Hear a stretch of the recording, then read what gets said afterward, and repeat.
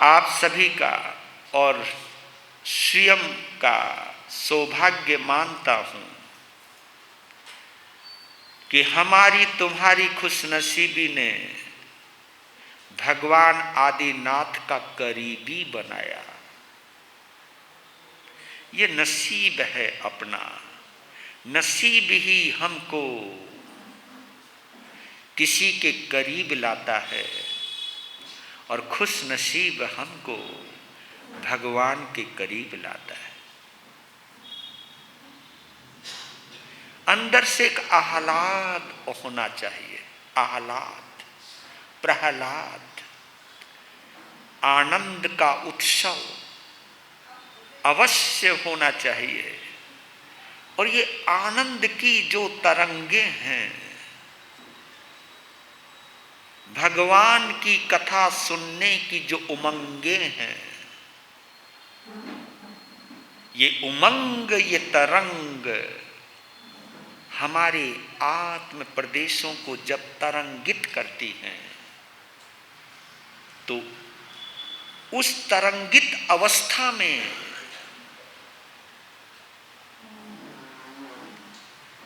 किसी का भी सम्यक्त की उपार्जना हो सकती है। देखिए, केवल श्रवण मात्र से, पर उसमें तरंग चाहिए, उसमें केवल कान नहीं, उसमें प्राण चाहिए।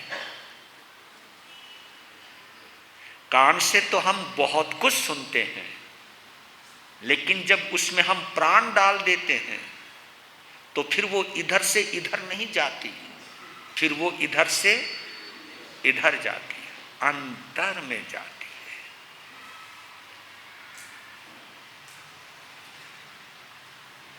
मेरा भी यही मकसद है, सुनाते सुनाते उनको सुनता चला जाऊं, उनसे जुड़ता चला जाऊं।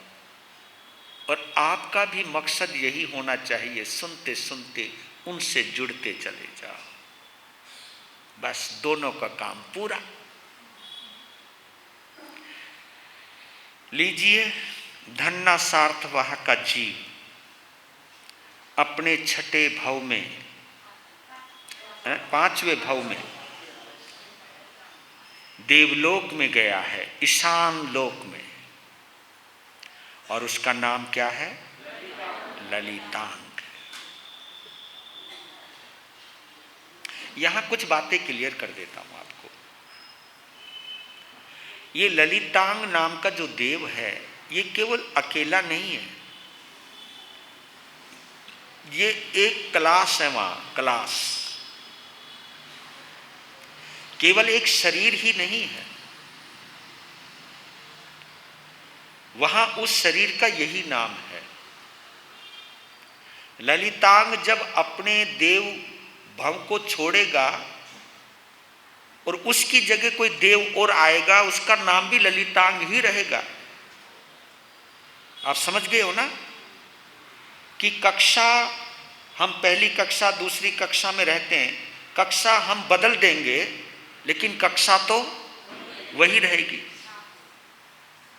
तुम आगे निकल जाओगे, तुम्हारी जगह कोई उस कक्षा में आएगा तो वो उसी कक्षा का विद्यार्थी कहलाएगा।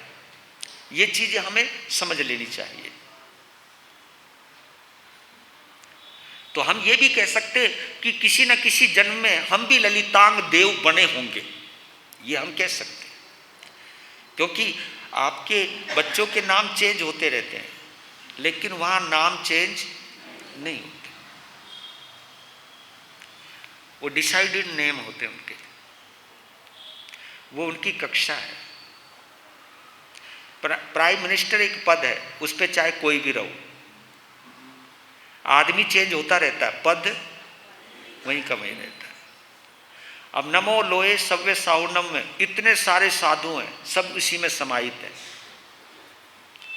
हम सबके पर्टिकुलर नाम अलग अलग हो सकते, लेकिन नमो लोए सव्य साउनम का पद अमर है। जैसे अरिहंतों का पद अमर है, सिद्धों का पद अमर है, आचार्य का, उपाध्याय का, साधु का पद अमर है। ज्ञान भी अमर है, दर्शन भी अमर है, चरित्र भी अमर है, तप भी अमर है।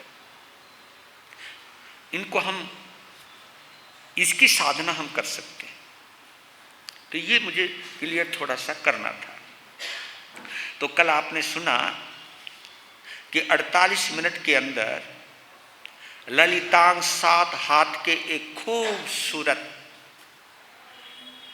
देव संपदा से संपन्न हो गए। देव संपदा कहिए या रूप संपदा कहिए। जैसे ही वो अपने पूरे यौवन में आए, उभार में आए, और आपको मालूम होगा कि हमारा तो बचपना भी होता है, जवानी भी होती है, बुढ़ापा भी होता है, और हमारी सिचुएशन चेंज होती रहती है। वहाँ सिचुएशन चेंज नहीं होती, वो एक जैसी सिचुएशन में रहते हैं और उसी सिचुएशन से वो विदा भी होते हैं। इसलिए देवताओं का एक नाम और भी है, अजर अमर, ऐसा बोलते हैं। वो उस तरह से नहीं बोलते जिस तरह से हम सोचते हैं। अजर का मतलब है जिनको बुढ़ापा नहीं आता, अमर का मतलब है जो कभी मरते नहीं। लेकिन इसका अर्थ ये मत लगाना कि देवता कभी मरता नहीं है। बस आप ये कह सकते हो कि जब तक वो देव भव में रहता है उसे कभी मरने का एहसास नहीं होता है, जबकि हमको कई बार ऐसा लगता है मैं तो गया, भाई मैं तो गया। जैसे बुखार आ जाए, 104 बुखार चढ़ जाए, जी घबराने लगे, उस समय तुम कहने हाय हाय हाय मैं तो गया, अब तो मुझे लगता नहीं मैं बचूंगा।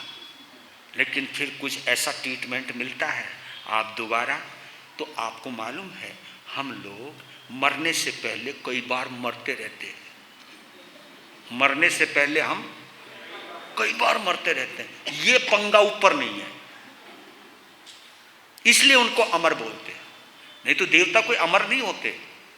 हाँ, देव गति अमर है, यूं तो मनुष्य गति भी अमर है, यूं तो मनुष्य गति भी अमर है, त्रियंश गति भी अमर है, यानी वो क्लास तो रहेगी रहेगी।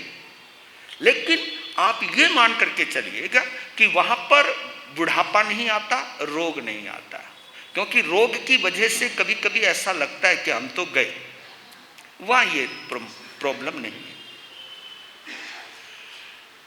और वहां पर यह भी है कि हमारे चेहरे उतरते और चढ़ते रहते हैं, कभी मुंह पिचक भी जाता है, कभी खिल भी जाता है, वहां एक जैसी। आप लोग सोचते होंगे फिर पता नहीं क्या मजा आता उनको, यही आनंद भी है। तुम्हारे में से कोई भी ऐसा नहीं होगा जो तुम चाहो थारा मुंह पिचके, ये तुम सोचते हो हमारे बाल सफ़ेद हो जाएं, हमारी टांगों में कुछ कमी आवे, ऐसा आप लोग नहीं चाहते। वो बात अलग है, हो जाता है, क्योंकि हम इस तरह की सिचुएशन में हैं। तो देव, तो जैसे ललितांग उभर करके निखर करके चलता है, तो सारी देवियों ने इकट्ठा कर लिया। वहां पर एक होड़ लगी रहती है कि ये मुझे मिलना चाहिए, ये मुझे मिलना चाहिए। जैसे प्रपोज करते ना, तो वहां देवियां प्रपोज करती। तो देवियों का झुंड, जिनको आप लोग अप्सरा भी कहते हो, उनका एक झुंड सामने, सब चिल्ला रहे हैं, हाथ उठा रहे हैं, क्योंकि ललितांग इतना खूबसूरत देव है। वो उसका भाव ऐसा है, उसका नाम ही ललितांग, यानी हर अंग ललित है। जहां ललित कहते सौंदर्य को, ललितांग एक एक अंग उसकी खूबसूरती बयां कर रही है। और ललितांग के ऊपर देवियां मरती है। वो बात अलग है कि ललितांग किसके ऊपर मरता है, वो बात अलग है। तो सभी पर नजर पड़ती है ललितांग की, और एक देवी पर उसकी नजर टिक जाती है, और उस देवी का नाम है स्वयं प्रभा। ये भी उसी तरह से स्वयं प्रभा। उसकी मासूमियत कहो, उसकी आंखें कहो, उसकी चाल कहो, उसकी मुस्कुराहट कहो, उसका बोलना कहो, उसका देखना कहो, उसका दिखना कहो, कुछ भी आप समझ लीजिए। ललितांग की नजर उसी पर ही टिक गई, बाकी सभी से हट गई।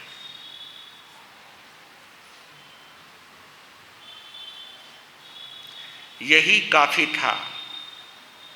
सभी देवियों को पता लग गया हमारी बारी गई। ललितांग स्वयं प्रभा के हो गए और उनको इतना अटैचमेंट हो गया उससे, इतना राग हो गया, इतनी आसक्ति हो गई कि ललितांग को स्वयं प्रभा के अलावा कोई नजर नहीं आता और उसे वो एक पल भी अपने से जुदा नहीं करता था। इतनी आसक्ति उसके प्रति उसको हो गई।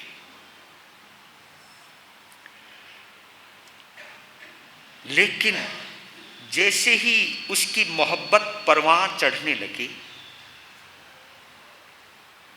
कुछ समय बाद ही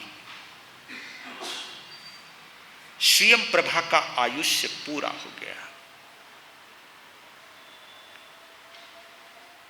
वो बिखर गई। बिखरने का मतलब जो भी बेकरिया शरीर बिखर जाता है, जैसे इकट्ठा होता है ऐसे बिखर भी जाता है, जैसे धूल में उड़ जाता है।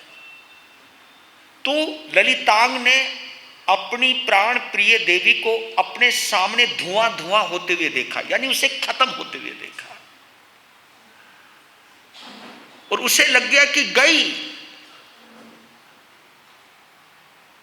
तो उस गम में वो इतना मर गया, इतना हिल गया कि ललितांग बेहोश हो गया। आप सोच सकते हो कि देवता भी इस कदर राग में पड़ सकता है। बेहोश हो गया। शीतलोपचार जो भी कुछ होता होगा वो हुआ। होश में आए फिर बेहोश हुए, होश में आए फिर बेहोश आए। सभी देवी देवता उसके चारों तरफ इकट्ठे हो गए। उस वक्त एक देव सामने आता है, ललितांग के कंधे पर हाथ रखता है, उसे हिलाता है, उसे कहता है कि मेरी तरफ देख। ललितांग मुरझाई हुई आंखों से उसकी तरफ देखता है। उस देव ने कहा, मुझे पहचाना? अब उसको स्वयं प्रभा के अलावा कुछ भी नहीं। जो स्थिति होती होगी तुम लोगों की भी कभी कभी होती होगी, नहीं, मैं स्वयं बुद्ध मंत्री,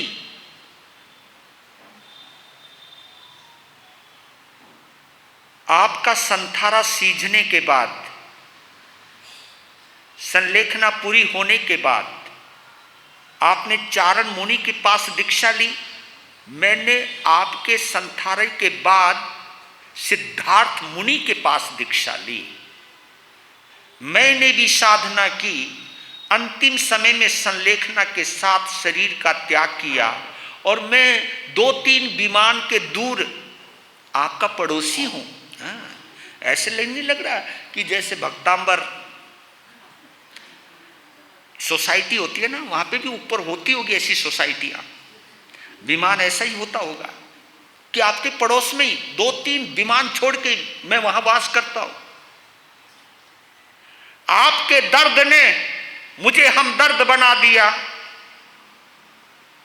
और मैं खिंचा खिंचा यहां चला आया।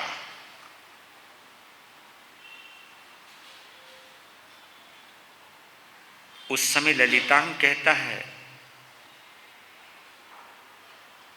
कि तुम्हारा उपकार मैं कभी भूल नहीं सकता, क्योंकि तुम ना होते तो मैं संभल नहीं पाता, मैं जिन शासन से जुड़ नहीं पाता, मैं साधना से जुड़ नहीं पाता, संभल नहीं पाता, मैं कीचड़ में मर जाता, कीचड़ में मर के कहीं नरक में चला जाता। लेकिन तुम्हारी समझाने की अदा ने और संभालने की अदा ने मुझे इस कदर संभाला कि मुझे ललितांग देव जैसे पद तक पहुंचा दिया। ये मैं तुम्हारे लिए कृतज्ञ हूं। लेकिन मित्र, इस वक्त मेरी दशा को अगर तुम महसूस कर सकते हो, अपने ज्ञान में महसूस कीजिएगा कि मैं स्वयं प्रभा के बिना किस तरह व्यथित हूं, पीड़ित हूं, दुखित हूं। तब उस देव ने, जिसका नाम दृढ़ धर्मी है, उस देवता का नाम दृढ़ धर्मी। कौन है वो? स्वयं बुद्ध महामंत्री, जो दृढ़ धर्मी देव के नाम से वहां जन्म लिया है। उसने कहा, ये शरीर नश्वर है, काहे को तुम इतना पागल बनते हो? जैसे नीचे कुछ शाश्वत नहीं है तो यहां पर भी कुछ शाश्वत नहीं है, यहां पर भी छोड़ना ही पड़ता है, काहे को इतना? मैं सब जानता हूं मित्र, लेकिन क्या करूं, दिल लग गया तो लग गया, नहीं लगता उसके बिना मेरा दिल। और मैं उसी को ही अपना सच्चा मित्र समझूंगा जो मुझे मेरी मोहब्बत से मिला देगा। और इस वक्त में दर्द में इतना गमगीन हूं, इतना दर्दमंद हूं कि मुझे कुछ भी नजर नहीं आ रहा है कि वो कहां गई। इसका मतलब देवता का अवधि ज्ञान भी दर्द में काम किस तरह, उसी तरह जिस तरह आप जब बहुत दुखित हो जाते हो तो आपकी खोपड़ी काम नहीं करती। होता ना, जब आदमी को गुस्सा हो, चिढ़ हो, ईगो हो, ये ऐसी सिचुएशन आ जाती है कि उस वक्त आदमी को कुछ सूझता नहीं है, क्योंकि सूझेगा तो तब ना जब वो शांत हो जाए। आप देखिए, कहते ना, चलते हुए पानी में कोई तस्वीर नहीं देख सकता और उबलते हुए पानी में भी कोई तस्वीर नहीं देख। कब दिखाई देगी तस्वीर पानी में? जब पानी शांत हो जाए। यानी ये सिचुएशन ऊपर भी है और ये सिचुएशन हमारे पास भी है।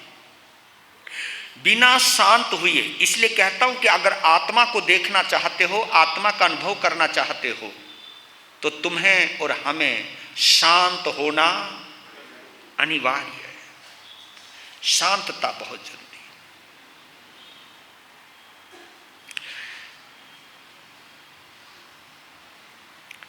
तो इस समय बेचैन कौन है? ललितांग। शांत कौन है? दृढ़ धर्मी, वो शांत है। तो उसको कहते कि रुको, मैं अपना उपयोग लगाता हूं।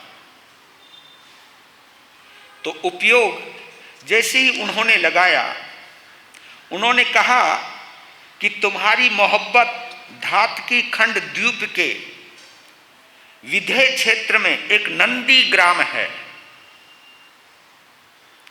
और उस नंदी ग्राम के अंदर एक नागिल और नागश्री नाम के गरीब दंपत्ति रहते हैं। नागिल और नागश्री, नागिल आदमी का नाम है और नागश्री उसकी पत्नी का नाम है। नागिल और नागश्री नाम के एक गरीब दंपत्ति रहते हैं। संयोग से उनकी 6 कन्याएं हुई और 7वीं कन्या के रूप में आपकी मोहब्बत ने वहां जन्म लिया है।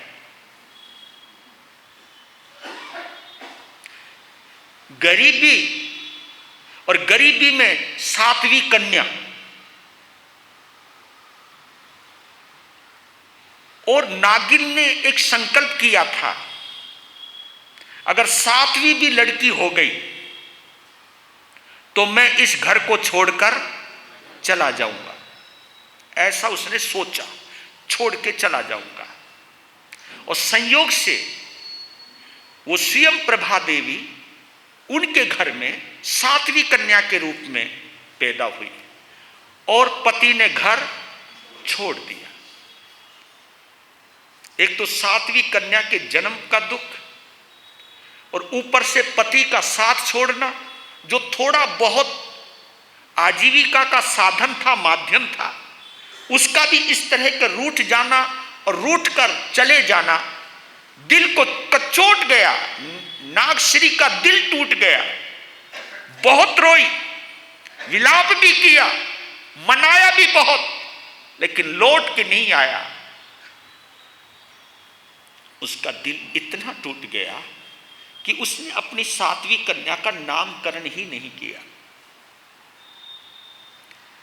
जिसकी वजह से पूरे नंदी ग्राम के अंदर उस 7वीं कन्या को निर्नामिता, निर्नामिता यानी जिसका कोई नाम नहीं, निर्नामिता के नाम से वो प्रसिद्ध हो गई। ये वही निर्नामिता है जिसका पिता छोड़कर चला गया, निर्नामिता। धीरे धीरे वो निर्नामिता बड़ी हुई। एक बार पड़ोस के अंदर पकवान बन रहा था, पकवान की गंध आई, दौड़ के गई और वहां जब पकवान देखा, खीर होगा, मालपुआ होगा, अन्ना जी जलेबी होगी और तुम्हारी जो भी प्रिय मिठाई है तुम समझ लो, है ना। पकवान का मतलब पकवान जिसे पकाया जाए, और वो भी हाँ घी और तेल में। पहले का एक जमाना था, आपका तो मैं बोलता नहीं, लेकिन मैंने वो जमाना देखा है। त्योहार के दिन ही खीर पूरी बना करती थी, अब तो रोज की रोज टेक देते हैं। पहले जब पकवान बनता था तो ये लगता था कि कोई ना कोई त्योहार है। पहले लोग त्योहार क्यों मनाया करते थे दिल से? क्योंकि त्योहार कभी कभी आते थे और मिठाइयां भी कभी कभी। ये बड़ी बड़ी उम्र वालों ने यह अनुभव किया होगा। आजकल के तो क्या बता है कि अब तो इतनी दुकानें होगी पूछो मत। अब तो तुम्हारे पास रेसिपी भी आ जाती है, खुद ही ट्राई करते रहते हैं। पकवान की गंध आई, मुंह में पानी आया निर्नामिता के। दौड़ के अपनी मां के पास आई और रुआंसी सी बोली कि मुझे भी पकवान खाना है, मुझे भी पकवान खाना है। गरीबी में कौन खिलाएगा पकवान? जब वो रोने लगी, मां का दिल है आखिर टूटने लगा और कहने लगी, बेटा गरीबों के घर पकवान की कल्पना नहीं करते, हम गरीब हैं, ऊपर से तुम्हारे पिता नहीं हैं जो तेरी इन आंसुओं के दर्द को समझ सके, पहचान सके। तो मां क्या करूं? हाँ तू जा, पर्वत पर जा, उस पर्वत पर अंबर तिलक नाम का पर्वत है। अंबर तिलक नाम के पर्वत पर सूखी लकड़ियां मिलेंगी। उन लकड़ियों का एक भार, एक गट्ठर बनाकर लिया, उसे हम बेचेंगे, उसके बाद कुछ जुगत भिड़ाएंगे। अब वो चल पड़ी अंबर तिलक पर्वत पर। और संयोग देखो, उसने अंबर तिलक पर्वत पर जाकर के लकड़ियां बीनी, इकट्ठा की, उनका एक गट्ठर बनाया, अपने सिर पर रखा। बाल खुले हुए हैं, कपड़े फटे हुए हैं, गरीबी के जो चिन्ह हैं वो प्रतीक रूप में प्रकट हो रहे हैं। और गट्ठर को सिर पे रखकर उस गट्ठर के साथ ही पकवान की कल्पना करते हुए लौट कर आ रही है। तो रास्ते में एक नजारा देखा उसने। वहां युगंधर मुनि को केवल ज्ञान हुआ था। देवताओं ने समोसरण लगाया है, उनका उपदेश चल रहा है। अपने गट्ठर को उसने उतारा और उस केवली की परिषदा में जाकर के बैठ गई। जैसे आप लोग बैठे हो, तो वो कोने में बैठी, लास्ट में बैठी। गट्ठर उसने बाहर रख दिया, अंदर वो प्रवेश कर गई और उनकी वाणी को सुनने लगी। और उनकी वाणी को सुनते सुनते इतनी राहत मिली, इतनी संतुष्टि मिली।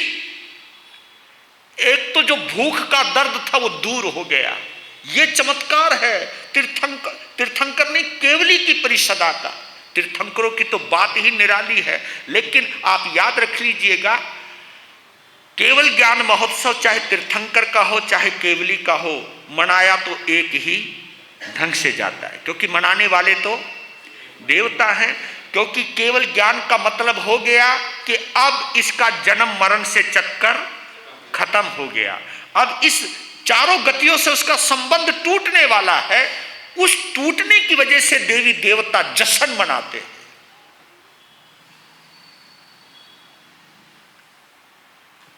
जैसे आप लोगों की शादी पर आपके दोस्त जश्न मनाते हैं। अब ये तो पता नहीं वो शादी कितनी देर चलेगी, हाँ, पर लेकिन एक बार तो मनाया ही जाता है ना। लेकिन वैसे पुराने ज़माने में शादी होती थी तो ये होती थी जिंदगी भर साथ रहेगा, है ना। अब तो कोई पता नहीं भैया, है ना, अब कोई मामला पता नहीं कब कौन छोड़ के चला जावे। लेकिन पहले ऐसा होता था, जिस बच्चे का जन्म हुआ है ये सोचा करते थे कि चलो हमारे को कांधा देने वाला कोई मिल गया। लेकिन अब कोई गारंटी नहीं है कि बाप बेटे के कंधे पे जाएगा या बेटा बाप के कंधे पर जाएगा, इसका कोई भरोसा नहीं है।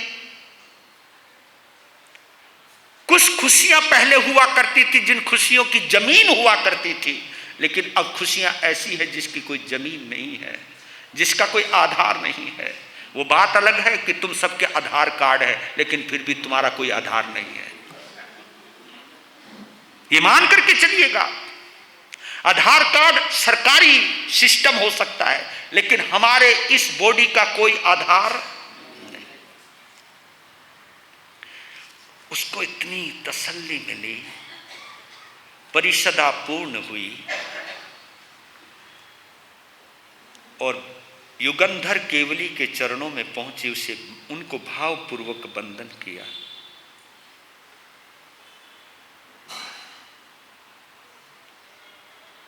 और कहा कि मेरा जन्म एक गरीब परिवार में हुआ है। बाहर जो लकड़ी का गट्ठर दिखाई दे रहा है, इस लकड़ी के गट्ठर की मेहरबानी से आपके दर्शन हो गए। हम पकवान के चक्कर में लकड़ी बीनने के लिए आए थे। बीनना समझते हो, इकट्ठा करने आए थे। हम लकड़ियां बीनने के लिए आए थे। हम तो लकड़ी का गट्ठर उठा के पकवान खाने के इरादे से हम तो जा रहे थे, लेकिन रास्ते में आपके दर्शन हो गए, एक गहन तृप्ति मिली। लेकिन भगवान, हम लोग ये दुख क्यों भोगते हैं? किसी के घर में पकवान बन रहा है और कोई पकवान के लिए लकड़ियां बीन रहा है। ये कौन सी कर्म लीला है?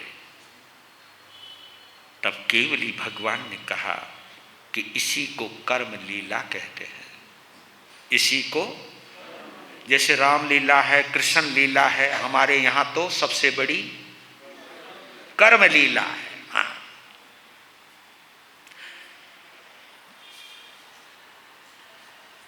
वहां राम लीला है, कहीं कृष्ण लीला है, कहीं रास लीला है। जिन शासन में तो भैया एक ही लीला है, उस लीला का नाम है कर्म लीला। और कर्म लीला इसलिए कहावत आती है, हाँ ये भी मैं बतला देता हूं, क्लियर कर देता हूं। कर्म लीला इसलिए कहता हूं कि अगर आप आसक्ति से जुड़ जाते हो, अगर आप इच्छाओं से जुड़ जाते हो, तो ये कर्म लीला भी आपको कभी हंसाती है, कभी रुलाती है। लेकिन जब आप संभाव से जुड़ जाते हो, जब आप आत्मा से जुड़ जाते हो, तो कोई भी कर्म लीला किसी को रुलाती और हंसाती नहीं है। समझ रहे हो ना मेरी बात? कि जब तुम इच्छाओं से जुड़ते हो, वो इच्छाएं रुलाती हैं आपको, और कोई नहीं रुलाता। तो इच्छाओं के साथ ही कर्म लीला है, और जिनकी इच्छाएं निकल जाती है, फिर उसके लिए कोई कर्म लीला नहीं है, वहां संभाव आ जाता है, वहां आत्मा का ज्ञान आ जाता है, वहां सद्भाव और संभाव का युगल मेल हो जाता है और वहीं से साधना का शुभारंभ होता है। रामलीला में सुख दुख है, कृष्ण लीला में सुख दुख है, लेकिन और कर्म लीला में भी सुख दुख है, लेकिन संभाव में सुख दुख नहीं है। वहां शत्रु मित्र एक जैसे हैं, एक ही स्थिति है, और इसी स्थिति को हमारे यहाँ संभाव कहा है और इसी संभाव को हमारे यहाँ समायिक कहा है। और समायिक ही जैन शासन का आधार है। 6 आवश्यकों के अंदर सबसे पहला आवश्यक समायिक है, और 12 व्रतों में 9वां व्रत समायिक है। आप कहीं पे भी जोड़िए, वहां पर भी 9 का अंक है। 6 आवश्यकों में पहला आवश्यक, तब कहा कि कर्म लीला है निर्नामिता, और ये कर्म लीला उन्हें पीड़ित करते हैं जो इच्छाओं का गुलाम होता है। और इच्छाओं के गुलाम व्यक्ति चाहे कोई हो, हाँ ये भी बड़ी गहरी बात कही उन्होंने, कोई भी हो, इच्छाओं का गुलाम चाहे अमीर हो और चाहे गरीब हो। ये मत समझना कि अमीरों में से इच्छाएं निकल जाती है। मुझे तो कभी कभी लगता है अमीरों में गरीबों से भी ज्यादा, अब तुम बोलो भाई पैसे वाले तो तुम, अपन तो है नहीं, अपन तो भैया रोटी भी मांग के लावे।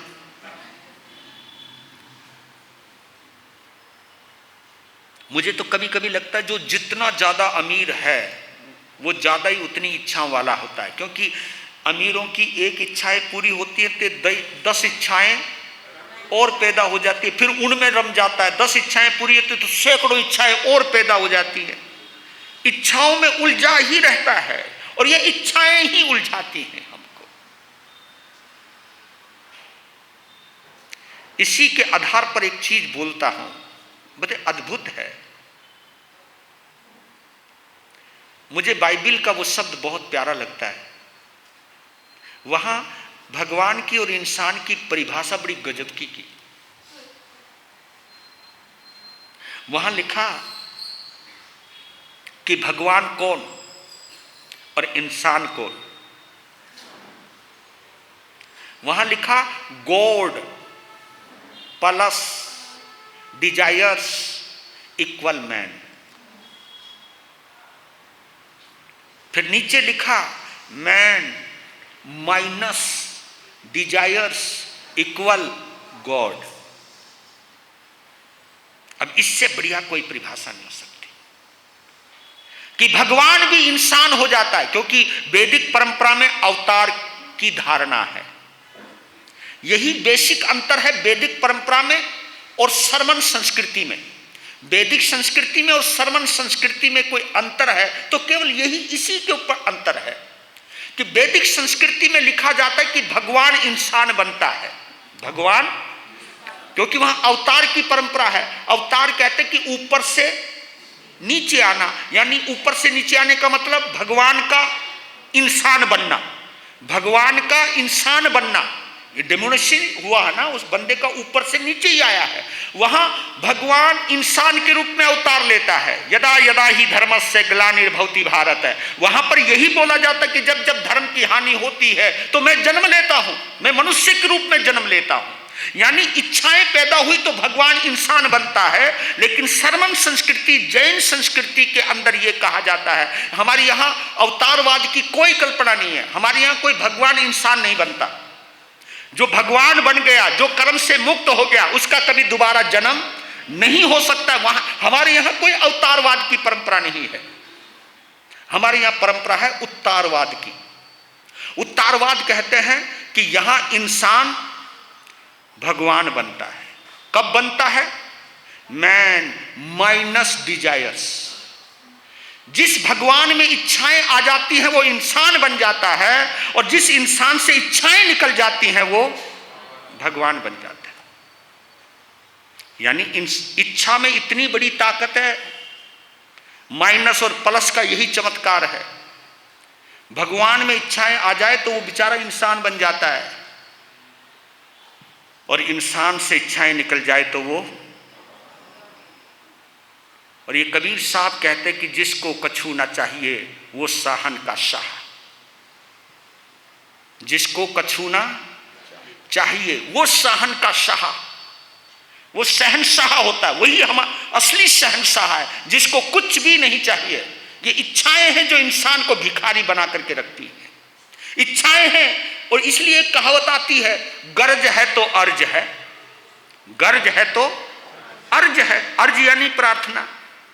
हमारे यहाँ तुम एक शब्द का जरूर प्रयोग करते रहते होंगे, एक होता है शब्द मन्नत, मन्नत मांगना, और मन्नत के लिए मिन्नतें निकालते हैं। मिन्नतें समझते हो आप? माथा रगड़ना।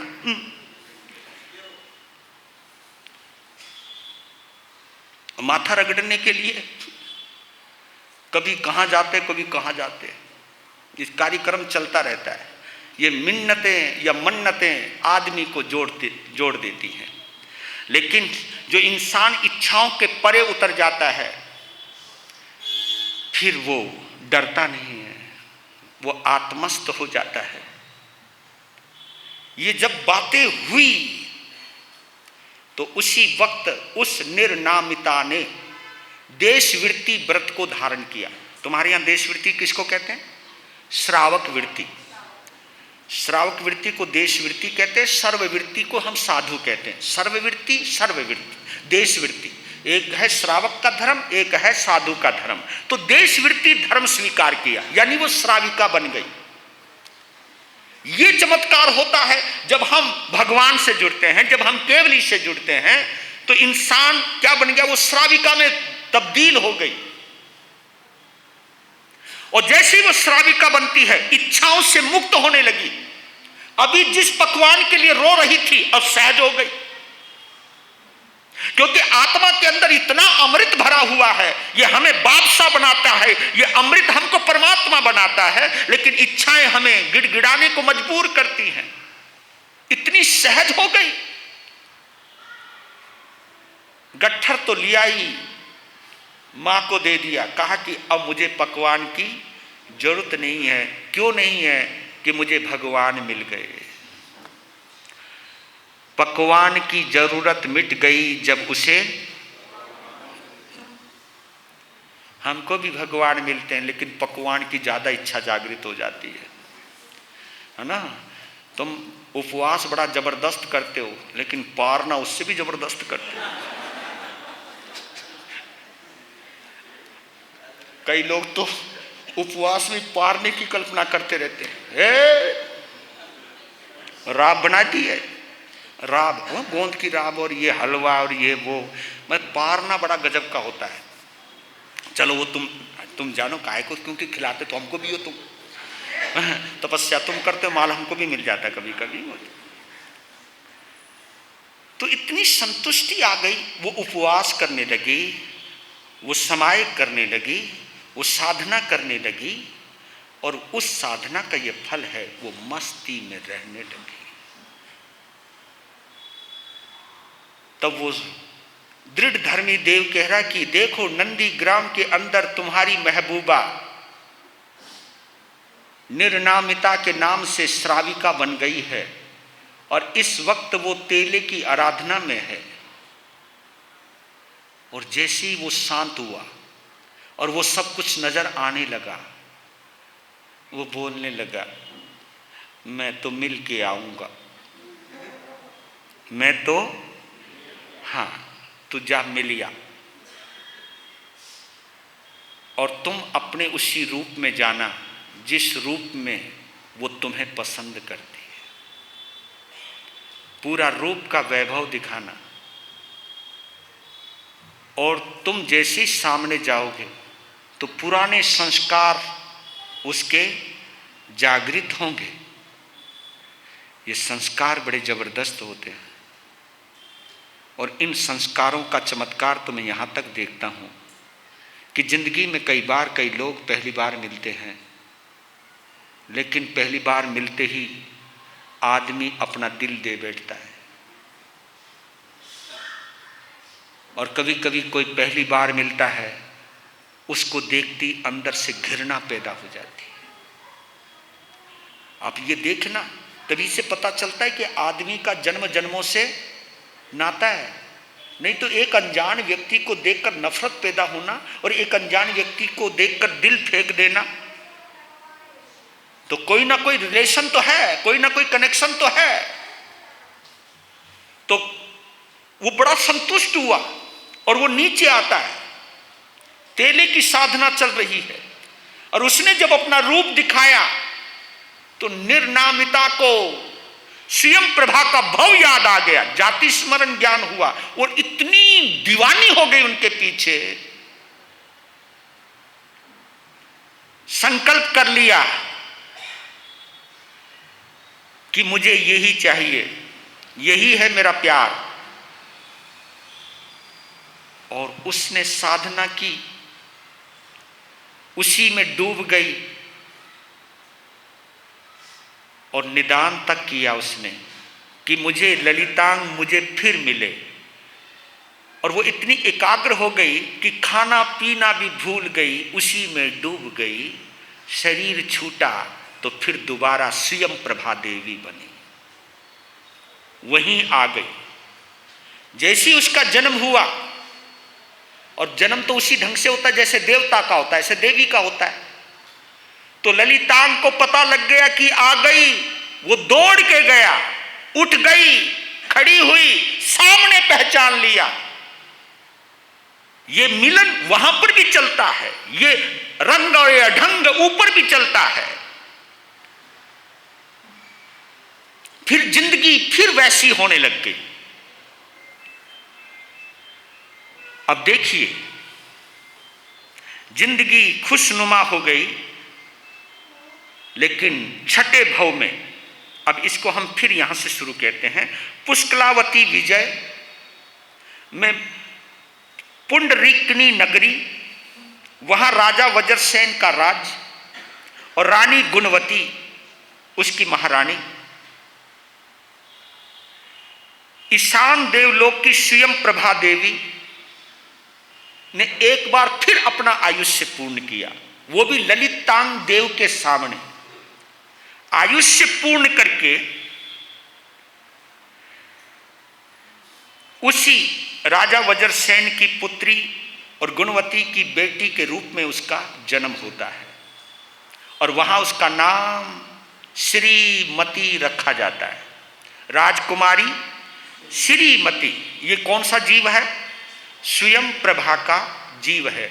यानी ललितांग देव को एक बार फिर वियोग सहना पड़ा, रहे वर्षों तक, लेकिन इस वक्त जब स्वयं प्रभा ने अपना देव का आयुष्य यानी देवी का आयुष्य पूर्ण किया, तो वो तड़पती हुई आई है नीचे, रोती हुई आई है, बिछुड़ती हुई आई है, खूब उसने हाथ बढ़ाया है। लेकिन जब उम्र आ जाती है तो भैया कोई भी वहां रुकने वाला नहीं रहता। ये आप लोग भी समझ लीजिएगा और हम लोगों भी समझ लीजिएगा, जब बुलावा आ जाएगा ना, चाहे कोई डॉक्टर हो, कोई भी मेडिकल साइंस हो, वहां से जाना ही पड़ता है। हाथों से बिछुड़ते हुए, हाथों से निकलते हुए देखता हूं, जवान बच्चा भी माँ बाप के सामने चला जाता है। उस समय व्यक्ति की लाचारी का पता लगता है। इसलिए कहते हैं कि काल बली महाबली, काल बली महाबली, जिसके आगे किसी की, हाँ वेरी, तुम होगे समझदार, हाँ ये तो मानना पड़ेगा, किसी उसके आगे किसी की ना चली, जिसके आगे किसी की ना चले उसको कहते हैं महाबली। इसलिए होता है काल महाबली।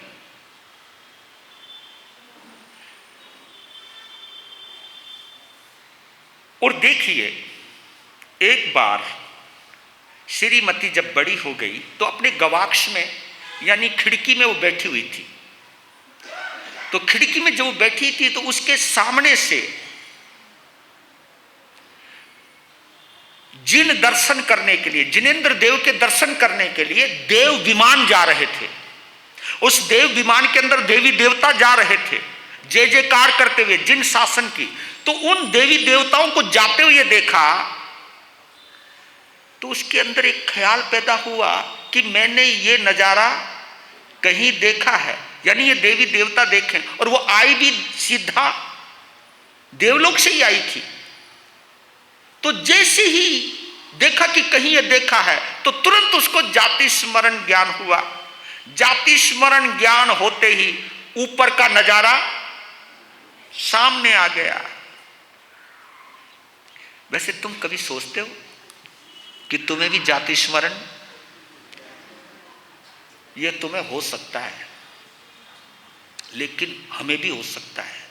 लेकिन इस जाति स्मरण ज्ञान में सबसे बड़ी बाधा कौन सी है, कोई जानता है?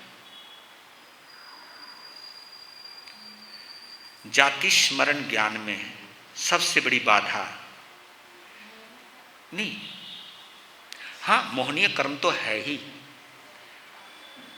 उसकी एक और वजह है, तुम जहां आ जाते हो वहां इतने घुस जाते हो पिछले जन्म को,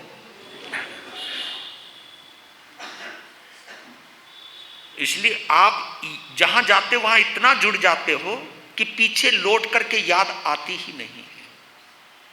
और जब गहरी चीजें जमती नहीं है, तुम तो संतों को देख करके ये भी भाव नहीं पैदा होते तुम्हारे अंदर कि मैं भी कभी साधु था, क्योंकि ये ख्याल ही नहीं होता है कि तुमने तो सोच रखा महाराज जी को बुलाना है, हार पानी देना है, वंदना करनी है, प्रवचन सुनना और बढ़िया प्रवचन सुनना है। बढ़िया प्रवचन सुनेंगे तो हम आएंगे, और प्रवचन कुछ समझ में नहीं है तो बाय बाय कह के जाएंगे। बस सीधी बात, नो बकवास।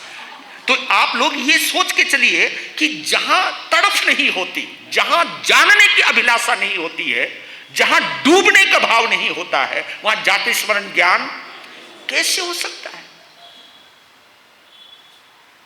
और जहां तुम डूबते हो वहां जाति स्मरण ज्ञान होने की संभावना है ही नहीं। तो एकदम श्रीमती बेहोश हो गई, महल में हड़कंप मच गया, उसको शीतलोपचार किया, होश में लाया, उसके मुंह से एक ही नाम निकला, ललितांग। है ललितांग? बाप ने भी सोचा कि ये पंगा कौन सा ललितांग का। बेटी क्या बोला तूने? फिर वो चुप हो गई, क्योंकि वो समझ गई कि मैं अपने माता पिता को ये बात कहूंगी तो कोई भी भरोसा नहीं करेगा, और जहां जिस बात पर कोई भरोसा ना करे उस बात को क्या कहना। उदास हो गई, मौन हो गई, खामोश हो गई। उसकी खामोशी को देखा उसकी एक दासी ने, उसका दिल पसीज गया। दिल जब पसीज गया तो उसके पास पहुंच गई और कहने लगी, बाई जी तुम्हारे दर्द को मैं महसूस करती हूं, तुम कुछ बताना चाहती हो लेकिन संकोचवश तुम बता नहीं रही हो, तुम कुछ रहस्य को जानती हो लेकिन उस रहस्य के बारे में तुम सूचना देना नहीं चाहती हो। ये जब श्रीमती ने कहा कि ये दासी तो कोई पंडिता लगती है, पंडिता समझ गए, जो कुछ मेरे दर्द को पहचानने लग जाए, तो उसे आप लोग भी जो भविष्य की बातें बताने लग जाए, तुम्हारा चेहरा देख करके कुछ बताने लग जाए, तुम्हारे दिमाग में ये चल रहा है, तो तुम क्या कहते, यार आदमी बड़ा ज्ञानी है, क्या फेस रीडिंग है यार। तो उसको भरोसा हुआ कि ये पंडिता है, ये मेरे दर्द को अनुभव करना जानती है। तो उसने पूरी घटना सुनाई, ललितांग से मिलने की, फिर निर्नामिता का होने की, फिर दोबारा मिलने की, फिर वापस आने की, और उसकी पूरी कहानी उसने हूबहू सुना डाली।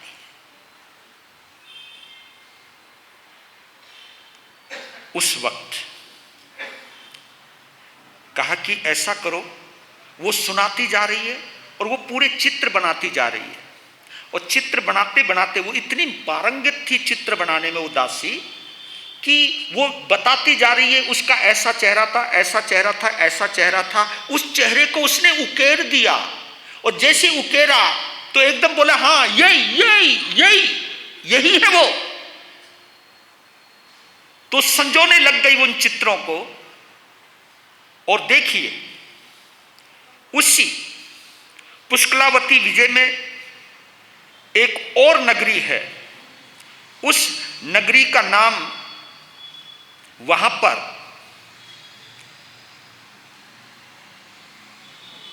इसको यहां समझते हैं। उस नगरी का नाम उन्होंने यहां बताया सम्राट वज्रसेन है और लोहार नगर वहां का वज्रसेन सम्राट है। वज्रजंग नहीं, स्वर्ण जंग सम्राट है। स्वर्ण जंग के यहां पर ललितांग देव उतर करके आता है, यानी देव आयुष्य पूर्ण कर स्वर्ण जंग नामक राजा के यहां पर उसका जन्म होता है। वहां उसका नाम वज्र जंग रखा जाता है। स्वर्ण जंग का बेटा वज्र जंग रखा जाता है।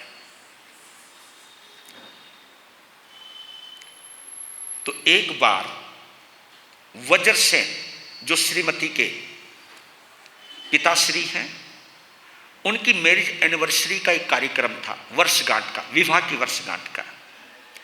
महारानी गुणवती और वज्रसेन के मिलन की जो घड़ी थी उसके ऊपर उन्होंने एक बहुत बड़ा आयोजन किया था, जिसमें सभी राजाओं को, राजकुमारों को बुलाया था, निमंत्रण दिया था।